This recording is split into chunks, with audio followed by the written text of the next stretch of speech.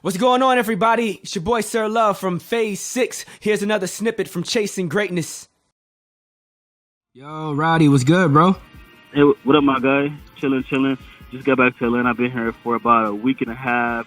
Got all my rest in, so I'm trying to get the work in now.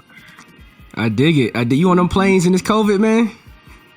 You said what? So you riding them planes during this COVID? Man, let me tell you, bro. I've been tested. I don't know how many times I've been tested. I got tested when I left Miami because I had to go back to mom's in Ohio. Then when I left Ohio, I got tested again before I came here. Same thing. So when I leave here, I gotta go get tested again. So every city, every city you go, every little place, every little city I go, every little video, everywhere I go. Gotta take that damn test, nigga. You already know how it goes. All right, perfect, man. Shoot, how's everything been though, man? Because and shoot, let me be transparent. So I'm starting to do a podcast. That's something that me and the guys, me and the team decided that we wanted to do to kind of get back in it, because we haven't really been making videos. I've been on all sorts of other stuff, and so a part of what I've been doing tonight is just literally calling people back that I was supposed to text back and just having a conversation. So technically, you on the podcast, you on like one of the first episodes of this thing right now. So I want to let Perfect. you know that that's happening, just in case you don't want to say certain things. We good. Yeah, but it's dope to hear from you, man. How's everything been going since the deal and all that? Because I know you sent me messages saying things kind of switched up and changed a little bit. So like, how's everything going, bro? Mm-hmm.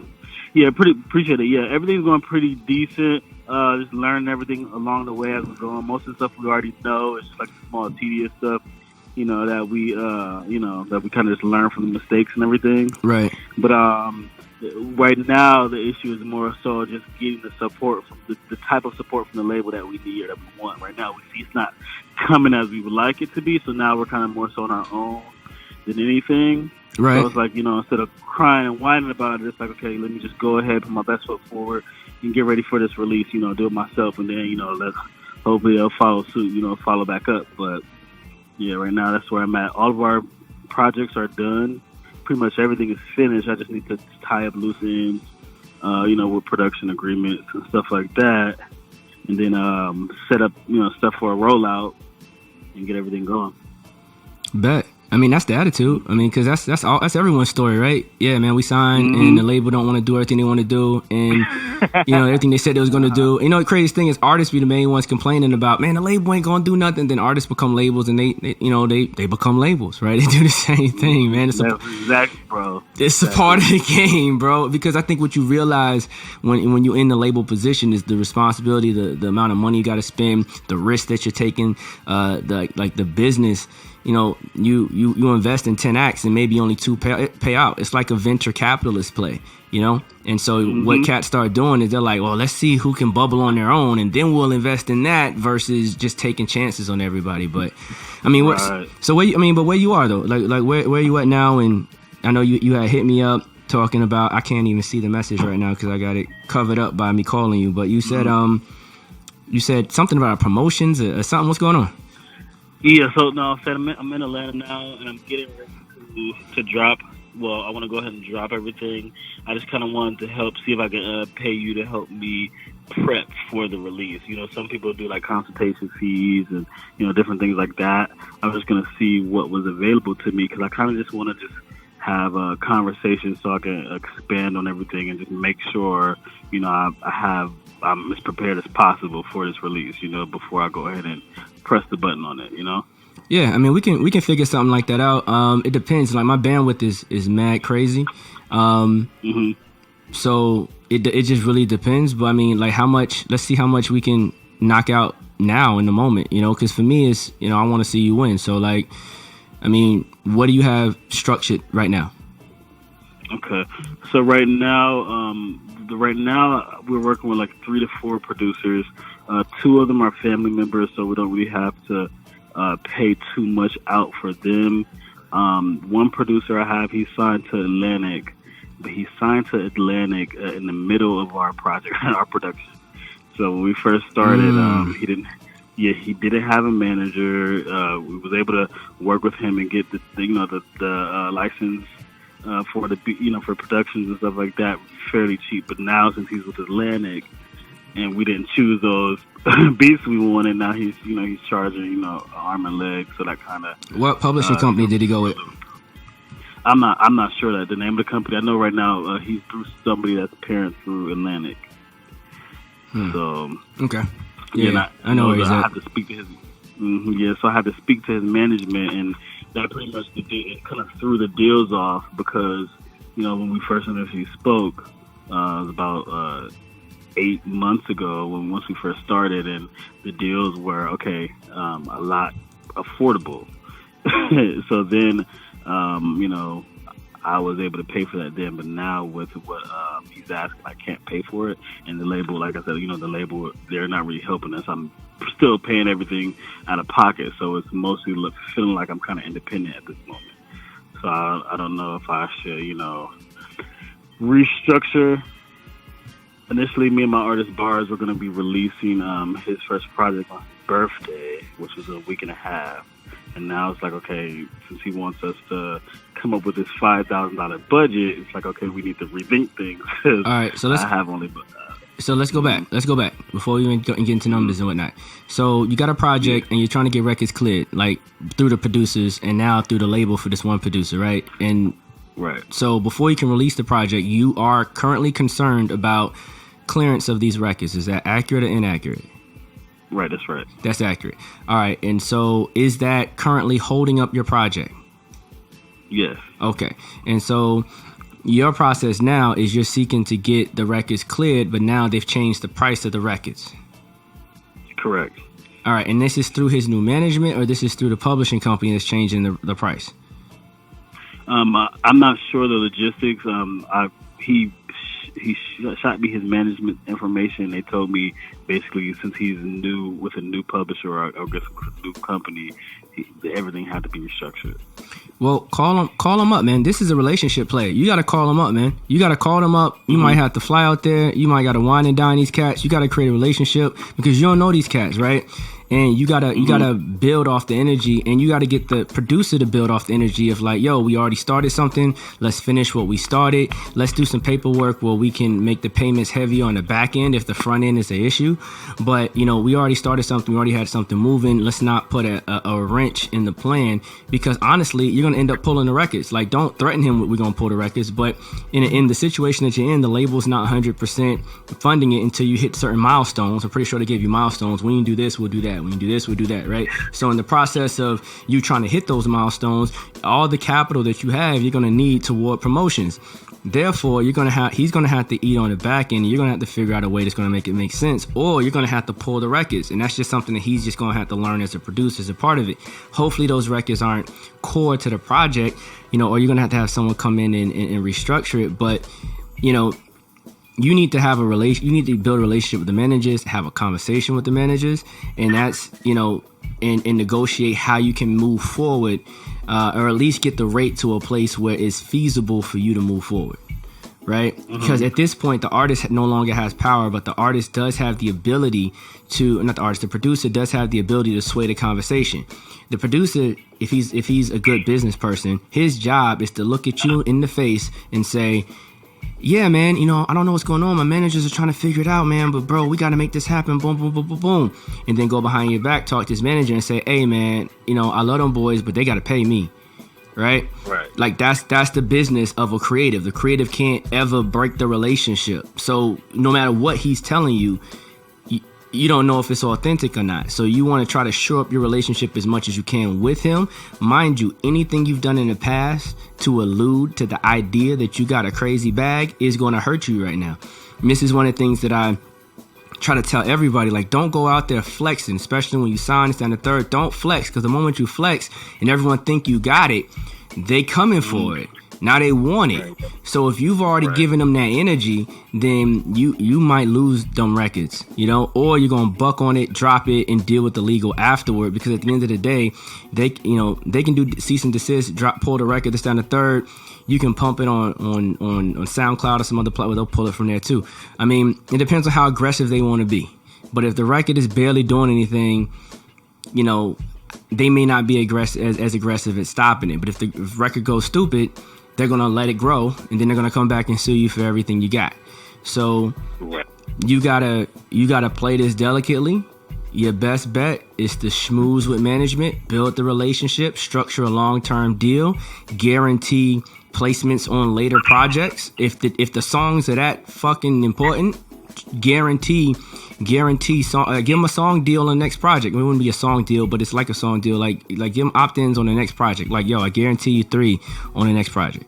Or 2, right? I don't want to give 3, because 3 is technically 6 if he's only a producer, right? Because you only get it's 50%, right? So, I guarantee you 1, or I guarantee 2 on the next project, right? And if they act like that ain't enough, you remind them like 2, like he's just doing the beat, he ain't writing the song, so 2 is really 4. Right. And if you gotta go there, but figure out all the different ways you can negotiate. But that's the relationship thing. So you solve that with relationships. If not, you got to cut the records and move on. And most producers would rather make it work than cut the record, cut the opportunity to get a check. That makes sense. So that makes them. But okay, so now the records. So boom, you got family members involved, which is going to be a whole nother issue in the future, which we ain't gonna talk about right now. Right? We got family members involved doing it for a discounted rate. Then you got this producer that just signed. Moving forward, now you got the now you got to actually do the promotions behind the record, right? You got to promote the record, this, that, and the third. So what you got for that? So for that, I was looking at a lot of placements for like playlist placements. I see that's been very successful. Playlist placements or playlisting. So I've been doing a lot of research with that, and then also figuring out what writers to utilize for what publications. And of course you have the different Instagram medias like the shade rooms and gossips and that. So just figuring out which one of those places we can have. Do our write up, put some money behind that, the playlisting, and then influencers. We wanted to do a big thing on like trying to have some influencers incorporated with the rollout as well. All right, what are your accelerators and milestones that the label gave you? I'm sorry. Say again. Like accelerators and stuff. So the label, did they give you any points in which if you meet this, we'll guarantee you X amount of dollars, like perks and all these different? Did they do anything like that? Gotcha. No, they haven't. The labels been very lax and loose when it comes to our projects. Even similar with their projects, because I've gotten 4 placements for the label CEO that we've written and put out ourselves. Right. For them. So those are pretty lax too. So we were figuring that when it came to our project that they weren't going to give us much much energy. Do you think they signed you for the writing skills and all the other assets that you guys bring? Honestly, that's what it's starting to look like. Okay. But the deal that we signed was a 20-page deal, and we stated before signing it was purposely for writing and as an artist. So he was signed as a writer to the label and as an artist. Yeah, but that's always to pacify you, right? Like people do what they want to do. Now that's what I'm finding out. Now that's kind of what I'm finding out. And I found it out to another songwriter friend of mine who was signed to Sony. He said, "Hey, some of these people will sign you just so they can get free work up out of you, And once you ask for your favorite, it's like, hey, they're not there." And that's kind of what happened, Not to put her. I thought we talked. We don't want to say the name, but I thought we talked. I thought we talked about that a little bit back when you was first doing the deal. Yep. Okay, so all right. Because I remember giving you the whole, I don't want to say his name now that I'm recording it, but I remember telling you about the client that was signing people for friends that I was working with. All right. So here's my, here's the thought around that is that, for me personally, if I've already put someone in the space of a writer, I have zero interest in anything that they're doing as an artist. Like I could give 2 fucks. I like you as a writer. Right. I'm blunt and transparent. I know that doesn't always work, right? Because writers that are writers that want to be artists, it's a tricky situation, right? Which is a whole nother spin-off conversation between should great writers be giving songs to great artists or should great writers embody their own music, right? Which is it's just a whole nother conversation. But what I will say for you in this situation is them on their side, they're looking at you guys as a publishing asset. They know that you can write records. They know that you can write records. They know that you can potentially get placements. You can do deals for them, and they want to see you perform in that space. There's two ways to get their attention. Way number one, which is probably the easiest way, overperform as a writer. Go out and get a whole bunch of placements. Go out and do another sub public deal with somewhere else. Go out and really generate a lot of value on the publishing side that makes them realize you're so big of an asset that we'll do anything to not lose you. That happened to Kanye West, right? Yo, you making so many beats, you did so this, that, and the third. We can't afford for you to leave our building, go to someone else's building, and bring all your dopeness there. What the fuck we got to do to keep you here, right? You want to be an artist? Fine. We'll put your album out. Just keep giving us the beats. Did it with Neo. Neo, I know you want to leave, but what do you really want to do? What do we got to do to keep you here? Oh, you want to be an executive? You want to be a VP? Fine, we'll make you a VP. We'll give you an opportunity. Just keep making the hit songs here. They do it all the time.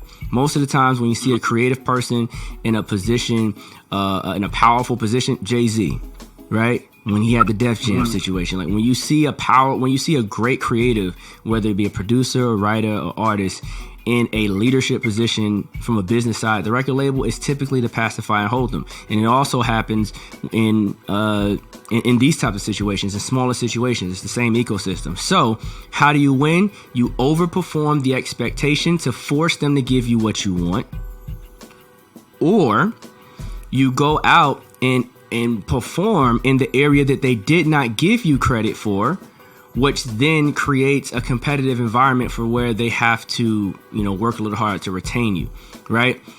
In truth, if the goal was to be a writer, if the goal was to be an artist, but they wanted you as a writer, it would have been better just to sign the deal as a writer only, so you can be free as an artist, and it will force them to move a certain type of way. However, we know at the time, conversations and what people are saying was a lot different than where it is today. So, taking us back to present today now.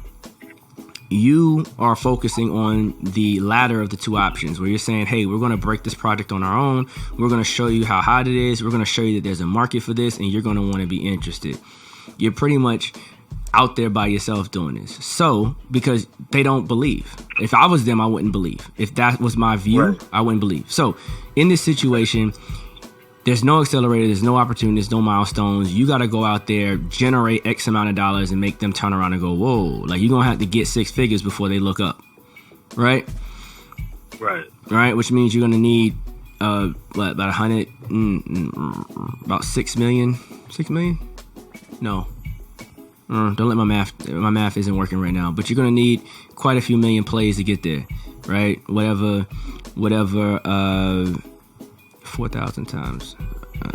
Not the right time for me to do math. Anyway, so yeah, I started drinking a little bit earlier before I did this and just relaxing. It's my wind down time. But I'll tell you this. You're gonna have to go out there and generate plays. So the one thing that I'm hearing you say is that you're spending a lot of money. I didn't even hear how much you're spending, and I just heard the areas. All I heard was expense.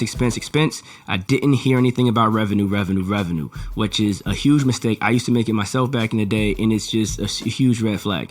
So my question for you is, you have all these plans for expenses that in your mind will create more plays, streams, exposure, which you're hoping will motivate the label to get behind you, which you're hoping will motivate fans to get behind you, and you're hoping it's going to generate booking opportunities and etc.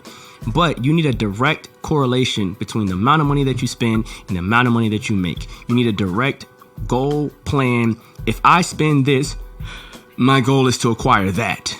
I'm spending X amount of dollars to get X amount of fans to sign up to my email list. I'm spending X amount of dollars to get X amount of fans to buy X amount of merch.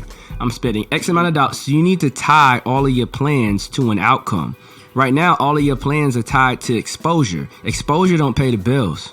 Exposure is not going to allow you to reinvest in the artist to create more exposure. So what I'm hearing right now is you need to restructure your whole plan to ensure that you have revenue generating opportunities attached to your marketing strategy. Therefore, even when whether the label comes in or not, you still have residual income to continue pumping into your situation to keep pushing. Your momentum and your exposure should fuel your exposure. It should be a cycle. right? It's like a hybrid car, like, you know, the fast, you know, I mean, that's a bad example. I don't know how them cars work, but at the end of the day, you want to shit. The more you spend, the more return you want to see. So you got to figure out what that ratio is. But if I was you, I would definitely have merch opportunities. I would definitely tie my campaign to merch opportunities. I would definitely loop in any other financial assets that I could potentially sell as an artist. Merch is an obvious thing, but there's all sorts of other things you can do. You can sell conversations. You can sell, you know, you can do a contest and people can pay to be a part of the contest to win whatever they're going to win. You can do all sorts of things to generate revenue from the artist, and then take that revenue to reinvest in the artist, right? Right. God damn, man. That's my fingers. Okay, I'm putting this all in my notes right now. Man, put it in the notes, bro. Put it in the notes. See, you trying to pay for some extended session. You don't even take all that, man. You don't take all that. You know, I could have took your money, but bro, don't take all that. You know? No. I appreciate that, but you're totally right about that, though, because the financial aspect of it is the most important. And right now, it can become so easy getting lost in trying to, you know, build the buzz, trying to, you know, get the look together. You know, these things that aren't going to be bringing in, you know, the revenue opportunities, like you said. So I appreciate that, because you do easily get lost with getting frantic and, you know, wanting to be so perfect. So you put your money everywhere else. That really doesn't make sense. Doesn't make sense. This is business, man. Let me tell you, when you walk into that office and you can tell them that I spent X amount of dollars and had an ROI of blank, blank, blank, that's a different conversation than a person walking in saying I have X amount of streams and X amount of plays and X. No, I know how I get streams. I know how I get plays. I know why my merch. That's a different fucking conversation. You get a different fucking deal, right? You get a whole different structure, and you get people wanting to buy into your structure. You like the label that you're with now, they don't have that structure. I know they don't have that structure because I can see how they move. And then you'll mess around and, you know what I'm saying? You'll mess around and have a leadership role in their organization, like boss up. Like, this is a business play. You're hungry as you can be right now. All the world's a stage, and you got a huge opportunity. And right now, I know that whatever you did, by hook or crook, you generated X amount of capital. You got X amount of deals spinning. You got some residuals coming in. You got the label support, so you can use their name in a lot of situations to push your shit forward. Whether it's PR, press, you know, radio, whether it's, you know, the stream, you know, playlisting, that shit don't matter. But, you know, you're trying to work different clubs, DJs to play your records. Obviously, no one's in the fucking club right now, but you got to do something, you know, TikTok, however you're gonna make it work. Like, you have leverage, right?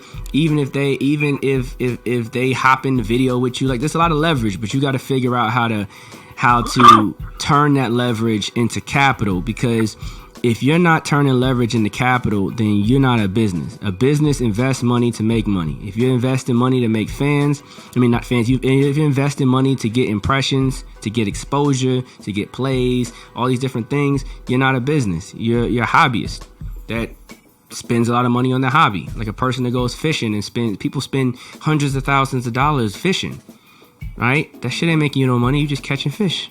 Unless you're like a competitive athlete in sports or whatnot, right? Right. So that's that. I don't know everything, but I know a lot about a little and a little bit about a lot, and I'm trying to give you guys everything that I got right here on Phase 6. Check us out at www.phasevi.com. Again, that's www.phasevi.com. Beam in.